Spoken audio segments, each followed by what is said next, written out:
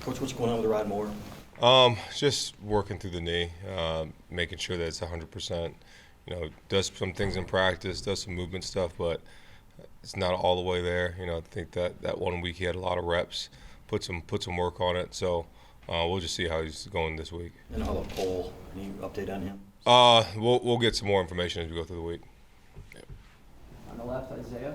With during the offseason, it seemed like we were hearing a lot with how Justice Haynes and Jordan Marshall were very similar backs, but it seems like in the season they've kind of differentiated themselves. What do you see from them, and is it kind of like 2021 when you had like that thunder and lightning type of scenario? Yeah, I mean a little bit. I think both of them have the ability, as we've seen, to have the explosive play ability. I think both of them can run you over, make you miss, do that. But I think Justice, we've just seen more of the 50-yard runs, 60-yard runs where Jordan's only had a couple of them, and Jordan's really that thumper, that wear you down back, that moves the pile. Where Justice isn't that as much, but they both have that ability. So I mean, the biggest difference is probably that Jordan's more of that thumper guy, whereas Justice is the one cut. He can bounce it outside and get that touchdown, or he can one cut and go for 50. But both of them obviously super successful in what they've been doing. We'll run right here. Sherrone, how much influence do you have in the play calling in game? I help out, but Chip's calling the plays. The offensive staff has done an unbelievable job. Thought Coach Newsom really stepped up this week in the game planning and put together some plays and things that we executed at a high level in the game. So no, I'm just there to help out and help with things I see. But yeah, I'm not calling any plays. In front, Ryan.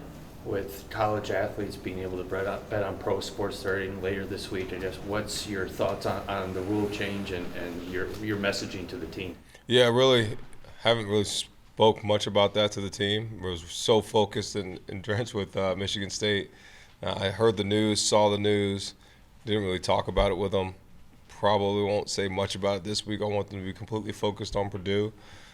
Might address it the next week, but don't have a strong opinion. I'm not a gambler, not a bettor, so I can't say any way that I have an opinion on it. And it's a rule that they could do it now.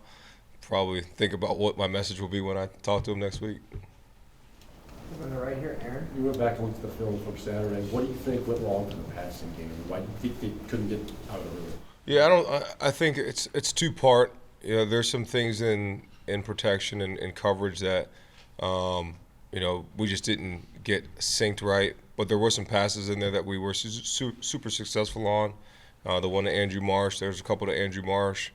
Even on the scoring drive in the third quarter, we threw a deep corner route to him that was wide open. So it wasn't necessarily all that. Also, the way the game was going, it became one of those games, you get in a complimentary football game, the defense is playing well and stopping them, and you wanted to get some momentum. And especially in the third quarter, when you hit a 20-yard run, then another 20-yard run, it's hard to throw it there. So at that point, we did what we needed to do to win the game. We'll run the left, John. Could you gain an even greater appreciation for some of the Jimmy Rolder plays on film than what you were able to see from field level? And how much did your confidence in him in recent weeks allow you to do what you did with Jay Sean? Yeah, I mean, I think the confidence with him really started in the spring, and it started way back then. It was just all about being healthy, and I think for him, it's the confidence that he has in the system and how he's practiced, how he's played, and that affected it. But Coach BJ's done an unbelievable job with that crew. But watching the film just confirmed what I saw on the field and what he's done the past couple of weeks. He's been unbelievable, and he keeps playing at a high level. We'll run the right, Tony. I think you finished another quarter of the season. Is that right? I guess. Almost. We got to get this bye week. We got to win this one and then the bye week. So that'll be the third quarter after that. Don't go by the numbers. Go by the bye weeks. Okay, Go by the bye weeks. I know I'm not good at math. Yep. All right, then I guess the next one is there's in years past Samaj has really popped in the punt return game. There hasn't been a lot of that this year. Are you guys thinking about making a change there, or what have you seen? We'll see as we go through. It's always competitive. There's always competitive battles there. It's not just him. It's the return game as a whole, right? You got to get the blocks. You got to get the holdups. The gunners got to do all those. Everything's got to be aligned and in sync. So, and then there's a lot of punts that you just got to fair catch. So I think those pieces are part of it. So we'll keep working to get that better. Did you have it looks like maybe you had a message for him on the sideline about the one that he did fair catch at the 5? Yeah, the fair catch at the 5. We just he's just got to be better there. And then there's just communication things when your gunners or your jammers are playing. We just got to do a better job communicating with those guys to stay away from the ball. Over here on the right, Zach. You've had Gio back for a couple weeks. Can you just speak to his leadership that he brings through him and also the growth that you've seen him since you've been working with him for 4+ years? Yeah, I feel like I've known Gio forever. He looks like he's 35, but he's only like 20-something years old. So much growth, so much maturity, and even more so off the field maturity than on the field maturity, which not everybody sees. Everybody just sees the football piece, and the off the field stuff aligns with the on the field stuff. And he's grown so much as a person, as a player. He just gets better and better. And as a leader, sometimes it's hard to lead because you got to confront people and you got to demand things. Then even when they're your friends, you got to do that. So I think that's the piece that he's grown the most as he's gone through. And how would you assess the overall offensive line play against Michigan State? Yeah, pretty good for 270-something yards rushing. You rush for over 200 yards in a Big Ten game. It's hard, regardless of who you're playing. So I think they played at a high level, and there's plenty to fix, plenty to get right. But when you have that kind of assert your dominance moment in a game, it's great to see. Back right, Charles. Yeah, it seems like Bryce has been more effective and efficient at home than on the road. What do you think a factor could be in that? I think that just really more so of how the games have went. I don't know if it's much of a home-away thing. I think it's more of how the games have gone. And early on in the season, we played a really good defense in Oklahoma, and that was his first road start, so that's different than, in Nebraska. He played a really good game. And I think as you grow as a player, you just keep getting better and better. So I think that's just how the game went. And then Marcus Freeman said that he would like to see the Notre Dame Michigan matchup return. Is that something you'd like to see as well? Yeah, absolutely. Pretty close with Marcus, but yeah, that'd be great to see. And I know we're aligned to play. I think it's not until like 30? Yeah, 2032 or something. So maybe we can get that a little earlier, but we'll see. We're just really worried about the game we're about to play. But yeah, 100%. That's a traditional rivalry that is a staple of college football for sure. Back left, Alejandro. A couple weeks ago, you guys really leaned on your tight ends, not so much this past week. Is that also game flow? Is that designed, or I guess the stark difference, what do you attribute that to? Yeah, both. I think the game flow of how it is, it's not really you're saying you're not going to get it to them. I think there's always plays to get it to them. And there's some plays we tried to, and they either got covered or weren't open. So, try to get to Marlin, and both the DBs backed up, and, Bryce had to throw it out of bounds. And there's one that you try to get it to him, and he gets tangled up. So, not necessarily not trying to get it to him. I think that's just how the game went. Stay on the left there, Zach. You got 3 redshirt freshmen starting on the offensive line. Nuts. Absolutely nuts. Yeah. It's great. Either as recruits or as true freshmen, what those 3 did to show you that they could make this happen sooner? As recruits, just the talent that they had in high school, how well they played, what type of kids they are, what kind of families they came from. Start with Blake, just was so proud of him. Didn't know where his emotions would be because he's known this rivalry for such a long time with his dad playing here. But he played super well, had an edge to him. Almost got a penalty, had to yell at him on the field because he was standing over somebody, but he said he didn't hear the whistle. I don't know if I buy that or not, but I like the edge that he has. Jake Guneras stepped in and played really solid for the past couple weeks, and trying to replicate Trevor Keegan with the neck roll. Looks good. Looks really good. And then Sprague's been the starter at right tackle since game 1, and he just keeps getting better and better and better. He actually played his best and played the best of the old linemen on Saturday. So those guys are playing at a great level, and excited for those young guys. In the back right there, Angelique. Sherrone, I suspect Samaj is doing positive things in practice. Why aren't you seeing that translate to games? There have been drops, and the issue with the punt game. I think stuff happens in practice. He practices at a high level. He practices hard, practices with energy. But we challenge him. We challenge him just like we're going to challenge everybody else. So there's constant competition. with him at punt returner. There's constant competition with him at receiver. So we'll constantly do that to make, put the best product on the field we can. And at the end of the first half, that sequence, I mean, did you think about trying a Hail Mary, kind of like the Nebraska? Yeah, I did. But the way it was going, we just wanted to, we were going to get a couple more plays and see if we can get the ball and see if one broke. And then it didn't. Then we got to a third down, and I said if we got to the ball to a certain spot, we were going to go do it. But when that didn't happen, we decided not to. Back right, Sam. Purdue plays 2 quarterbacks in their last game. Is there something you can take from opponents earlier this season who play multiple quarterbacks to prepare for this one? Yeah, absolutely. I think both quarterbacks have their strengths. Brown, the kid that's been the starter, I don't know if I think he got banged up and then came back, but he's got a high ability. He can make the throws. He's actually more athletic than you think. So he does a really good job of manipulating the pocket and making plays and getting the ball out to his playmakers. And then Singleton, the other kid, I think number 3, more of the quarterback run guy, but can throw it. So we've got to have a plan for both of them. The things that we've done in the past to eliminate those things, it's kind of like playing a combination of the guys we've just played in both weeks. So we got to do a good job of disrupting them, making them uncomfortable, and keeping them off rhythm. In the front here, Austin. Sherrone, has Jordan Marshall done enough the last couple of weeks that you feel like he needs to keep getting carries even with Justice back? Yeah, 100%. I mean, Jordan's he would go to 95% of schools in the country and be the starter, if not all of them. So he's an outstanding running back. He has the ability to make you miss. He has the ability to run you over. He has the ability to, take the big one to the house. So he's done everything he can to this point to get carries, and he'll continue to do that. Ryan?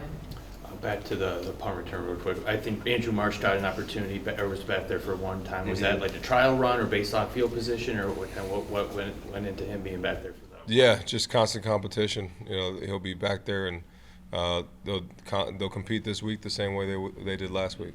And then similar to Zach's question, I just three second-year players along the offensive line. Have you been a part of an offensive line room that has been that young with starters before? The closest one was 21 when those guys that were here until 23 played as sophomores. Some true sophomores, like Keegan was a true sophomore, or Keegan was a redshirt sophomore.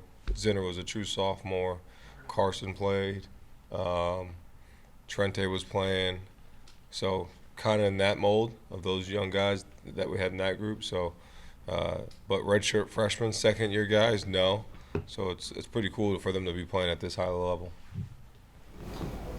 Chris? On pass plays, how much of it was protection? Did you think Bryce bailed a little bit too early at times as well? Yeah, there's a mix of it. There's a mix of both. Everybody's a culprit on some, whether it be route depth, spacing, alignment. There was an alignment one in the red zone. If he's tighter line, he probably throws the ball in the flat for a touchdown.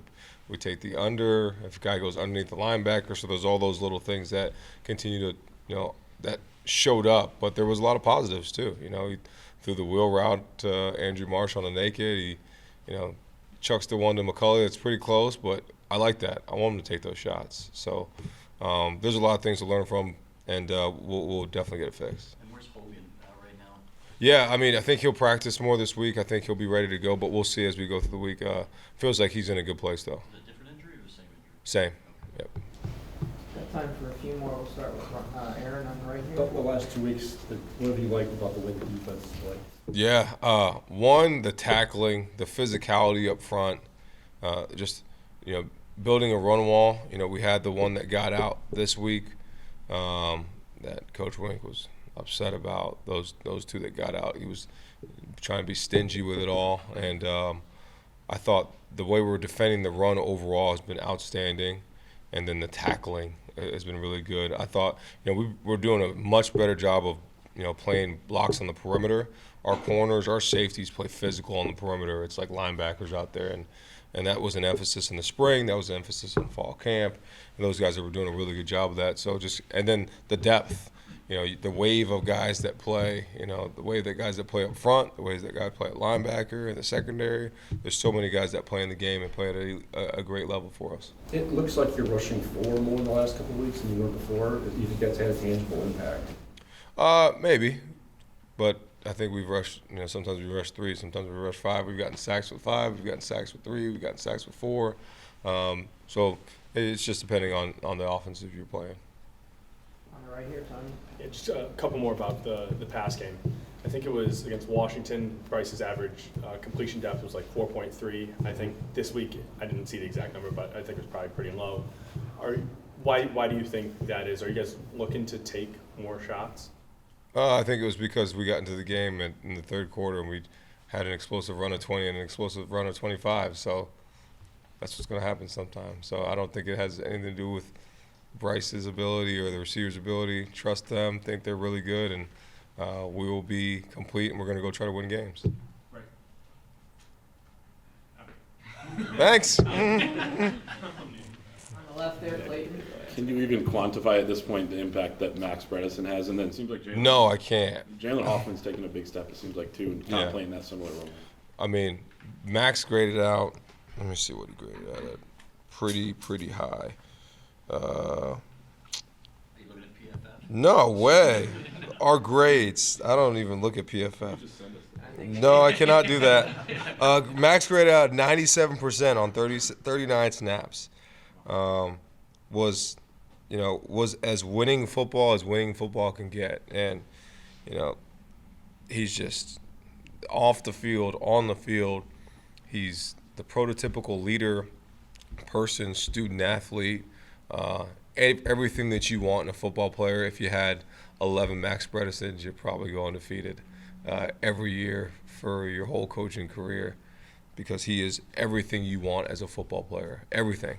On the field, off the field, as a leader, as a teammate, as a person. Like, the dude is just unbelievable, and he is as violent as a player as I've ever been around. I mean, he's when he runs at you, it's going to be a collision. Like, we're to the point in the season, like in practice, I don't really let him hit people like that, because he only has one speed. So like when he practices, you have to ease him down. And Jalen Hoffman is just taking all the steps to try to replicate what he's doing. And it's fun to be around Max. He's always around the building. Jalen just continues to get better and better, and just proud of him. And then Jair, the kind of night he had, seemed like following Marsh around most of the game. And then was the one down to the 1 or 2, I don't think was on him. Is that correct, too? It was a combination of both. He's got to do a better job rerouting and getting the safety over the top, and that play wouldn't happen. But overall, Shug's playing outstanding for us. He's playing really good football. He's covering the best guy usually all the time, and even when he's not, he's always doing his job. He's tackling super well, playing physical. So excited about how he's playing. All right, we're going to finish with Alejandro, then Ed. I imagine Derek Moore might have been one of those guys who had a pretty high grade this Oh, yeah, very high. Is he at a point where you feel like, I know you like your edge rotation, where you want to give him more majority of those snaps given his impact? Yeah, I mean, I'll let them, we'll look at how the rotation goes through the game and the impact times he needs to be in there, but you got to keep him fresh so that he can execute at that level that late in the game.